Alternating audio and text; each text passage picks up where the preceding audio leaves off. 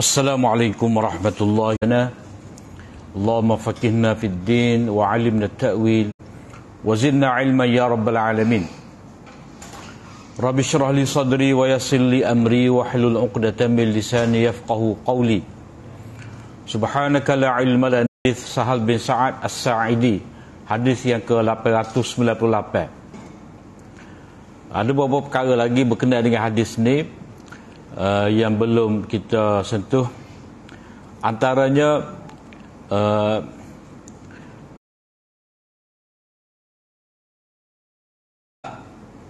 apa-apa yang ada yang ini untuk dijadikan mahar. Kemudian Nabi SAW kata pula, unzur walau khataman min hadid, kamu carilah walaupun sebetuk cicing, tapi sesuatu yang ada harga lah.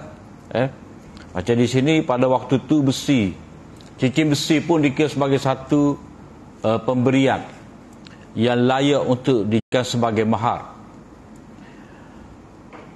Kemudian dalam hadis ni Nabi SAW kata, kamu ada ingat ke ayat-ayat Al-Quran? Maknanya di sini kelebihan ataupun keutamaan ahlu Al-Quran, iaitu orang Juzuk Baqarah ataupun surah Jadah. Macam puan kita ni jadi teiman ni, dia ingat ayat lazim tak apa dah. Mana kalau temuruga dengan majlis tu, ingat surah lazim, ingat sejadah, ingat surah insan, tak apa dah. Wa muluk, maknanya tak apa lihat kepada mushaf. Ataqra'uhunna an zahri qalbik, sebab Nabi tanya, kamu boleh baca ke tidak dengan dada kamu, dengan ingatan kamu. Jadi itu kelebihan orang ahli Quran, maknanya dia dengan kelebihan yang ada ni, dia boleh Quran, maka Nabi SAW mengahwinkan dia walaupun dia tidak ada harta. Ni mana kelebihan orang ingat Al-Quran. Maknanya dia, bila dia ingat tu, maknanya dia pandailah, dia boleh mengajarkan pula kepada orang lain. Kemudian di sini Nabi kata izhab. Nabi SAW mengahwinkan dia dengan perempuan tadi, maka dia boleh berkahwin, dan bila dia berkahwin, dia kena ajarlah. Dia kena ajar kepada isteri dia tu membaca. Jadi di sini dia panggil qaunus sadaq ta'lim al-Quran. Mahar itu dalam bentuk mengajarkan Al-Quran. Mana daripada sinilah ada dua perbahasan. Yang pertama, mengajarkan Al-Quran itu boleh dijadikan sebagai mahar, dan mahar itu benda yang ada nilai. Kemudian mengajarkan Al-Quran itu dikira seberapa dia ada tu, dia boleh ajar pada isteri dia. Maknanya mahar tu mesti dalam bentuk harta. Jadi dia tak boleh nak bayar, dia tak ada harta yang dia nak bagi, hak adanya dia pandai Quran. Jadi setiap kali dia baca Al-Quran tu dengan ta'limul Quran, mengajarkan Al-Quran. Maka di sini kalau seorang tu dia mengajar Al-Quran, dia layak menerima upah. Sebab apa? Sebab bukan kita pergi atas Quran tu, kerana kepandaian yang ada pada kita tu boleh mengajar Quran. Sebab kita pandai nuk. Sebelum dia sapa, kata kita berenang, sebelum dia sapa, kita tekak kelih dah, buka bonet, dia kosek sikit hidup dah. Jadi kalau kita sendiri itu 50 ya. Maknanya kepandaian dia, keahlian dia dalam bidang membaiki tadi, dia jamah je, sebab dia tahu dah butir dia duduk sini. Masalah duduk sini, dia kosek situ je. Kita tak pandai setuh situ 40 kali pun tak jadi juga. Maknanya kemahiran, kepandaian seseorang itu layak diberi bayaran ataupun diberi upah. Kenapa? Kerana ini bentuk perkhidmatan. Jadi sebagai bentuk perkhidmatan, seperti Islam ni, dia harta, dia ada dua macam bentuk harta.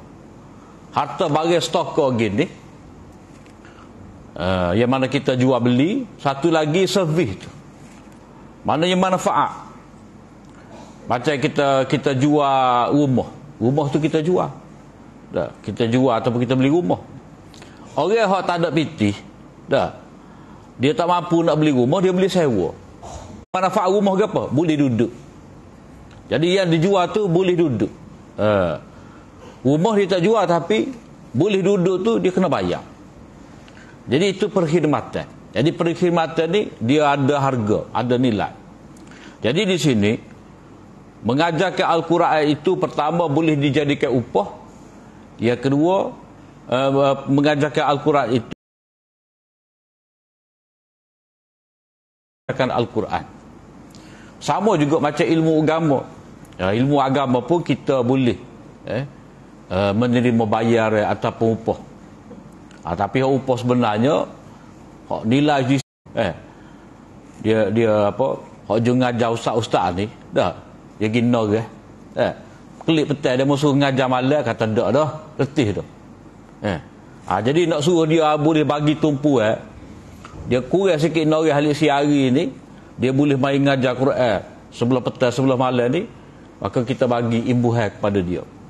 Jadi kalau kita kata bagi percuma, dia ngajar tu dengan percuma, rasa kepandaian dia tu dalam ilmu agama, dalam Quran, kerana dia perlu kerana dia ada hajat dunia dah, dia kena kerja kot lain kepada hadis ni dan juga ada hadis yang lain.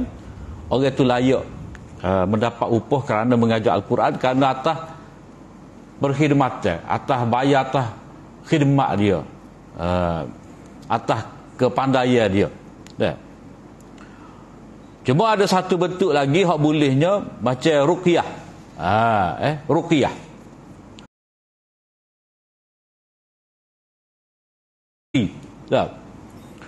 So kita siuk-siuk ataupun orang kena patuk ke ular ke, kita baca ayat kursi, ayat Fatihah, dah pada dia sihat. Jadi dia layak mendapat qabilah tadi. Orang dia tak sewi. Tak sewi. Kebetulan pula ketua dia tu kena sengak. Kena sengak ko kala jeking, selok. Jadi dia ni kata, terah tanya hak rombongan ni takut-takut ada pandai jampi. Sebab jampi ni benda ya malu. Maka jampilah baca nama-nama Allah. Jadi kawan tu kata boleh saya nak ruqyah, baca ruqyah pada ketua kamu ni dengan syarat kena pergok. Jadi dia Nabi kata kepada dia, kamu tahukah bagaimana kamu tahu? Ada dalam surah Fatihah. Jadi Nabi kata, inna haqqa ma akhadhtum bihi ajra kitab Allah. Benda yang paling layak kamu dapat sebagai upah adalah kerana kitab Allah. Maknanya di situ dia layak dapat upah. Jadi hak dia baca tu ayat layak mendapat upah. Begitu juga membaca Al-Quran dalam bentuk jampi, ruqyah pun boleh juga. Hak jadi persoalannya baca untuk orang mati ni, boleh upah ke tidak? Upah ngajar ke tak boleh bagi dia. Apatah lagi hak dalam bab nak memberi pahala kepada si mati. Sebab apa? Sebab baca Quran tadi yang bagi pahala tu Allah. Maka kita tidak boleh minta upah. Sama juga seperti kita baca Quran. Contoh kita ayat kota email, dah. Hari ni yang membaca Quran ni 2 juzuk. Mari 200 ya. Berapa? Sebab hamba baca Quran. Tak boleh minta upah sebab kita nak pahala. Jadi kita baca tu untuk diri kita. Tiba-tiba kita minta dengan email ataupun dengan siapa-siapa, hamba baca Quran ni bagilah 200. Tak boleh. Maka begitu juga kalau bagi ulama yang terima pahala baca Quran ni siapa kepada si mati, dah, dia boleh menerima upah. Tak boleh menerima upah. Sebab apa? Sebab kalau dia nak pahala, dah, sebab dia nak bagi pahala tu kepada si mati. Jadi kalau dia ambil dah upah, maknanya tak ada bentuk qurbah, bentuk nak dapatkan pahala. Jadi kerana apa? Kerana dia telah ambil dah upah. Jadi tidak boleh. Jadi dia ada beza. Dia ada beza. Beza baca Quran untuk baca Quran untuk mengajar orang, baca Quran untuk jampi. Sebab ni dalam bentuk khidmat. Hak ni baca Quran untuk diri kita sendiri, baca Quran untuk hadiah kepada si mati, ini dalam bentuk qurbah ni, dia tak boleh kita nak dapat upah segera. Lepas tu mana? Baca lillahi ta'ala lah tu. Sebab apa? Sebab kita baca tu memang nak bagi pahala untuk si mati. Kita baca memang untuk dapat pahala untuk kita. Jadi apa pula kita boleh tutup dia? Baca 40 Yasin kok, dah dia sembuh. Tu manfaat kesembuhan untuk dia. Jadi beza tu. Sebab itulah boleh katakan sepakat ulama kata tidak boleh menerima upah bila baca untuk si mati. Awak ni saya nak suruh khatam Quran ni. Kita berilah 2,000. Dah 2,000 bila dia tunggu kubur. Tu dia kata sebagai janji. Tapi sebenarnya janji kau gapo kau, pada hakikatnya dia akan pahala kepada si mati ni siapa-siapa pun boleh. Kita tak payah upah orang. Mana kalau orang tu bini dia mati dia sendiri. Ngatik untuk bini dia. Kalau hak mati tu ayah dia sendiri sebagai anak. Kalau hak mati tu tok dia sendiri sebagai cucu. Lagu tu ya sebenarnya. Adapun hak perlu kepada majlis suku-suku tu syarat kena berkumpul di rumah si mati pada waktu tertentu, hari tertentu, bilangan tertentu, tak ada. Hak tu lewat kemudian. Hak ada dalam perbincangan dulu berbahasa dia. Cuma orang hak kemudian ni lah dia menetapkan dengan macam-macam cara lah. Pahala di atas kubur 3 hari 3 malam tu, ikat dengan kain sahal pinggir-pinggir tu. Kalau tinggi ni 3 malam, rendah sikit 2 malam. Tu hak benda baru kemudian mari.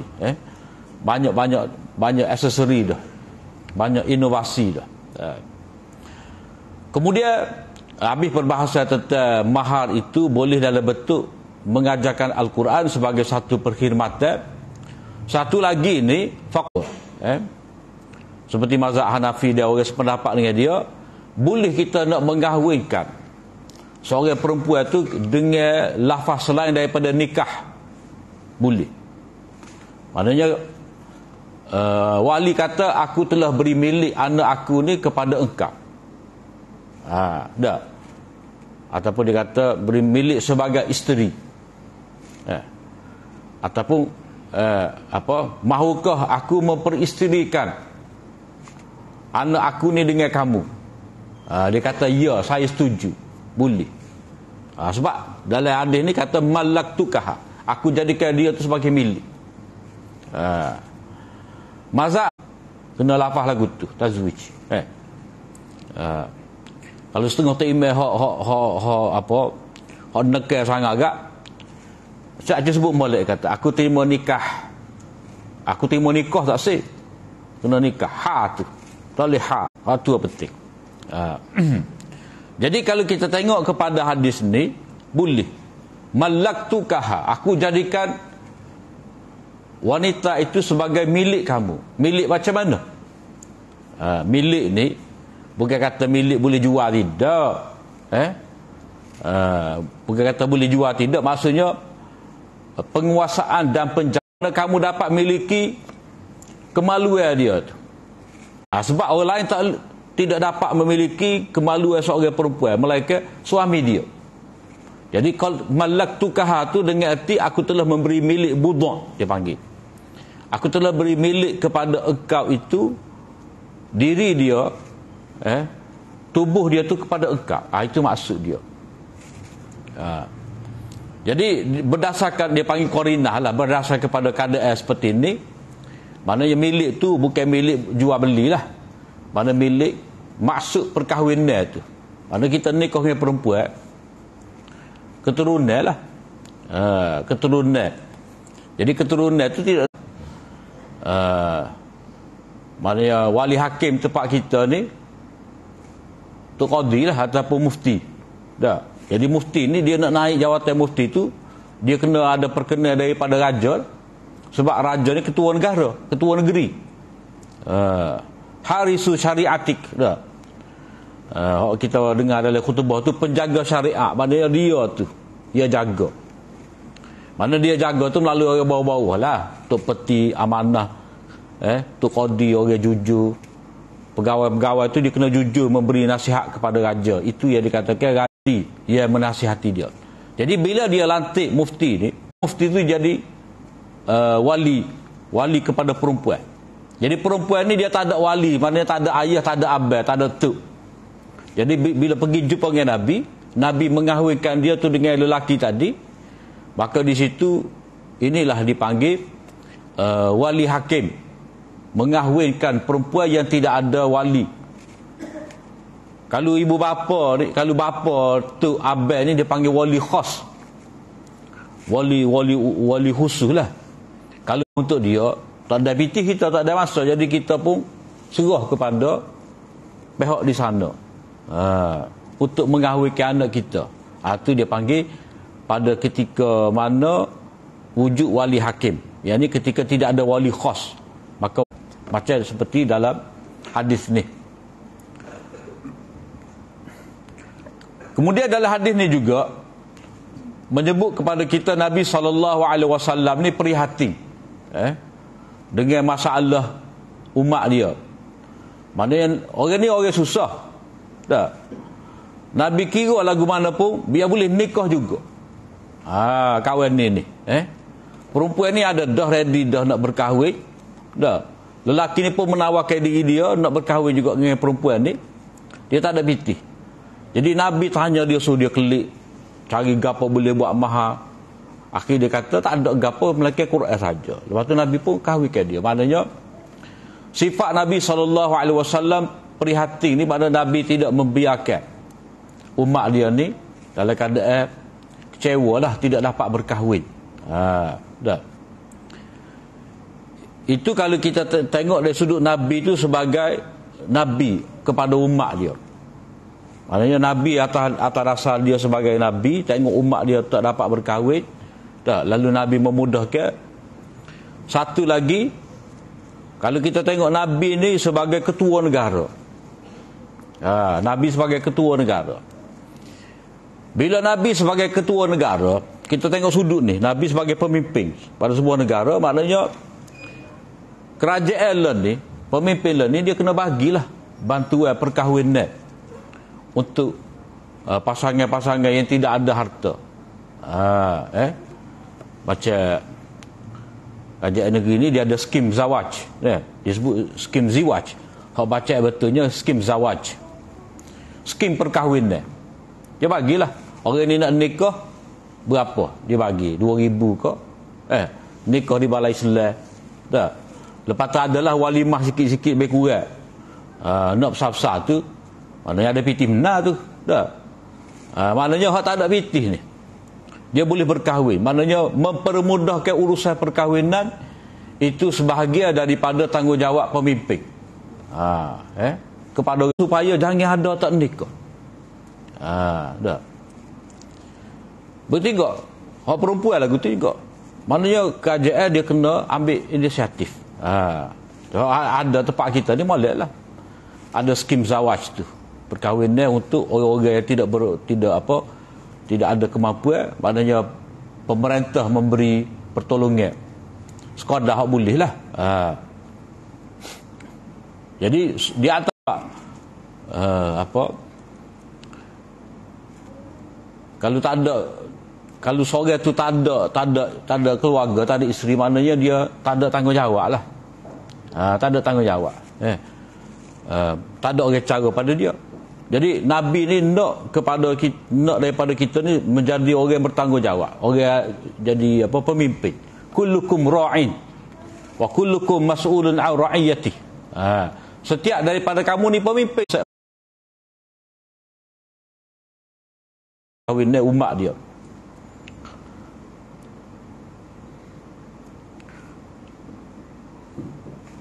Kemudian hadis berikut ni, habislah situ Hadis Anas radhiyallahu anhu anna Nabiy sallallahu alaihi wasallam ra'a ala Abdurrahman ibni Auf athara sufrah. Qala ma hadha? Qala inni tazawwajtu imra'atan ala wazni nawatin min dhahab. Qala barakallahu laka. Pada baju pada tubuh ataupun pada baju Abdurrahman bin Auf ni kesan warna kekuningan. Maksud kesan warna kekuningan ni mana ada bekas minyak wangi yang diperbuat daripada za'faran yang biasanya dipakai oleh wanita. Kalau zaman dulu tu perempuan ni dia buat minyak wangi untuk diri dia daripada stigma tu, za'faran mahal tu. Dia orang tanah di tempat-tempat tertentu macam di Afghanistan tu, dia pokok tu dia ada dalam 3 bulan ya. Lepas tu ambil stigma dia. Bukan ambil bunga ke tidak. Bunga tu kok tubik stigma ni macam tu bunga raya. Tu herba yang paling mahal sekali, 18,000. Kalau pelaga handi tu 180. Pelaga handi skelo, orang tak beli pelaga handi skelo. Tapi nak nilai dia 200 riyal lah skelo pelaga handi. Hak ni 18,000. Supaya kita nampak beza tu repah. Jadi tapi gambar kita kena lipat kotak arak. Bukan za'faran pun kita beli. Zak parai. Zak parai. Jadi ada warna kekuningnya. Minyak wangi za'faran ni ia ada lekat kuning-kuning ni biasanya dipakai oleh perempuan. Orang lelaki tak pakai. Sebab sifat minyak wangi orang lelaki ni kuat bau dia, warna tak ada. Orang perempuan pula tak kuat bau tapi warna tu kuat. Jadi Nabi pelik dia tengok macam mana ni ada minyak wangi za'faran. Jadi dia pun kata, saya telah berkahwin dengan seorang wanita, wahai Rasulullah. Dia berkahwin tayak Nabi. Maknanya perkahwinan ni kadang-kadang kita oyak kepada keluarga terdekat pun tak apa.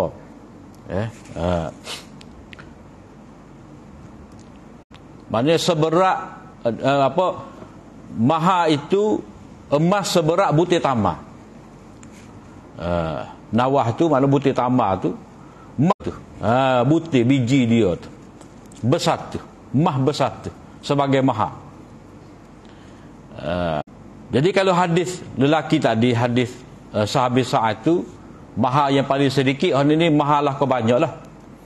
Sebab Nabi SAW sendiri pun ada berkahwin dengan salah seorang daripada isteri dia, Nabi tersilanya Aisyah.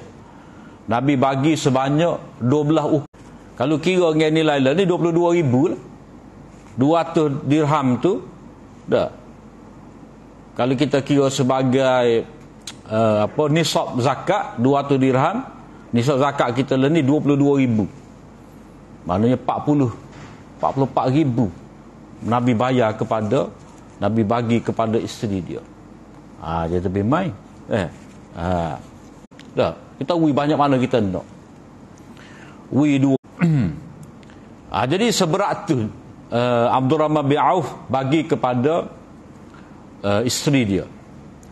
Qala, Nabi pun kata barakallahu laka, semoga Allah Ta'ala. Kalau hak besar agak saya counter lah. Ataupun di sini buatlah jamuan walaupun buatlah jamuan sebanyak seekor kambing. Alah kau banyak tu, maknanya seekor kambing tu dikira besar dah. Dia boleh pergi belakang ni. Maknanya seekor kambing tu kira besar dah tu. Sebab Nabi SAW dalam riwayat Bukhari ada buat jamuan perkahwinan, ada watama sikit. Lepas tu masak macam-macam masak jamuan tu. Boleh dah jadi walimah. Setengah kita ni makan laksa je. Dia pelakah. Dia mengikut kemampuan lah. Maknanya Nabi ni ada kala dia walimah tu besar. Kalau baginda berkahwin dengan Zainab tu mewah. Besar tu walimah. Hak dia berkahwin dengan kita lah. Masuk walimah di sini, maknanya ada makan-makan, ada berkumpul, meraihkan pengantin baru, sekadar tu ya. Mana orang tahu, lalu kat nampak ramai kereta tu, mana? Ada demo waklinat tu, nikah anak. Tak panggil kita. Oh, dia panggil popok dia aja. Nyambut orang dia. Ada. Nyambut tak biasa ya. Walimah ni dia tidak semestinya panggil sebutai kampung. Habis anak beranak, mana mengikut kemampuan kita. Jadi bila kata walimah ni mengikut kemampuan kita, maka ada ulama berpendapat bahawa walimah ni wajib. Maknanya sekadar seekor kambing tu bagi orang Arab tu bab mahar.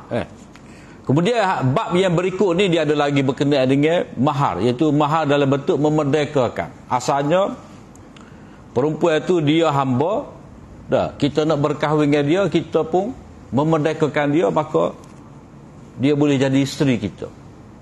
Itu yang berlaku kepada Safiyah binti Huyai. Jadi Safiyah ni asalnya hamba tawannya, kemudian dalam pembahagian itu jatuh pada salah seorang sahabat isteri dia. Itu insya-Allah kita akan bincang pada minggu akan datang, hadis 900. Jadi setakat saja apa yang baik dari Allah SWT.